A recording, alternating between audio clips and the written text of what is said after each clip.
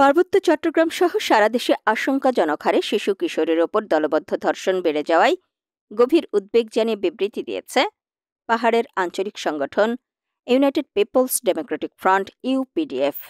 সংগঠনটি পার্বত্য চট্টগ্রামে বিশেষ আইন প্রণয়নসহ ফাস্ট ট্র্যাক আদালত প্রতিষ্ঠা করে অপরাধীদের দৃষ্টান্তমূলক শাস্তি নিশ্চিত করার দাবি জানায়।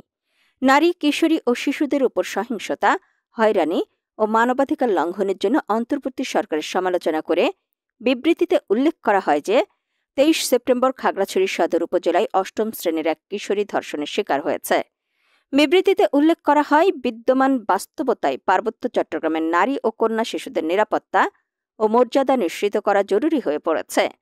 ধর্ষণসহ নারীর ওপর যে কোনো যৌন সহিংসতা রোধে দ্রুত বিচার নিশ্চিতকরণ, ধর্ষকদের দৃষ্টান্তমূলক শাস্তি নিশ্চিত করতে এবং এ সংক্রান্ত মামলার দ্রুত নিষ্পত্তিতে পার্বত্য চট্টগ্রামে বিশেষ আইন প্রণয়নসহ ফাস্ট ট্র্যাক আদালত প্রতিষ্ঠার দাবি জানানো হয়।